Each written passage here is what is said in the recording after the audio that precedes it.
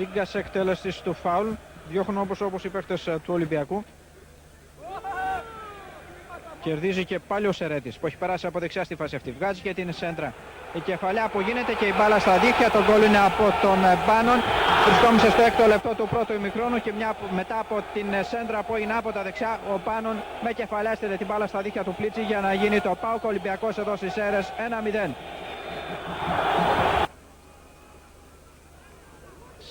Σίγκας, Μαυρομάτης που κάνει και το σουτ και η μπάλα είναι στα δίχτυα. Ένα πολύ ωραίο γκολ από τον Σωτήρη Μαυρομάτη στο 13ο λεπτό του πρώτου ημιχρόνου. Έχουμε εδώ στις Σέρρες ΠΑΟΚ Ολυμπιακός 2-0 με το γκολ βέβαια που ξαναβλέπουμε.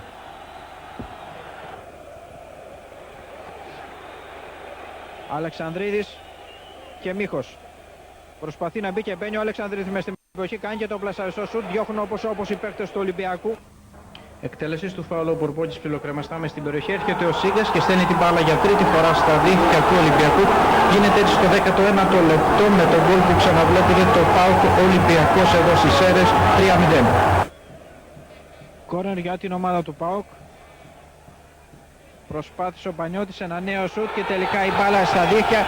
Είναι το 4-0 από τον Πανιώτη που είχε περάσει μπροστά στο 40ο λεπτό του πρώτου ημιχρόνου. Έχουμε το ΠΑΟΚ Ολυμπιακός εδώ στις Σέρρες με τον γκολ που ξαναβλέπετε το 4-0.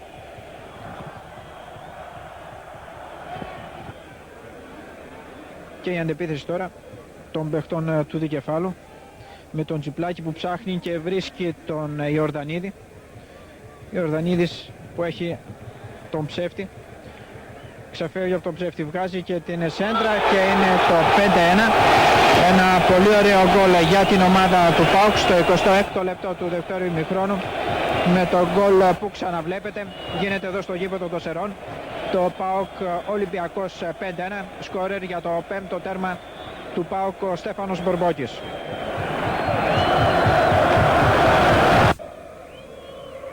Μητρόπουλος, Ξανθόπουλος θα κάνει το λάθος.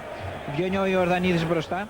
Πάντα ο Ιορδανίδης ψάχνει να βρει κάποιο συμπαίχτη του. Αφήνει για τον Μπορμπόκη που κάνει το σουτ και στέλνει την μπάλα για έκτη φορά στα δίχτυα. Η νίκη του ΠΑΟΚ που παίρνει διαστάσεις τριάμβου εδώ στις Σέρρες. Γίνεται λοιπόν στο 42ο λεπτό του δεύτερου ημιχρόνου, 3 λεπτά πριν από το τέλος του αγώνα, το ΠΑΟΚ Ολυμπιακός 6-1.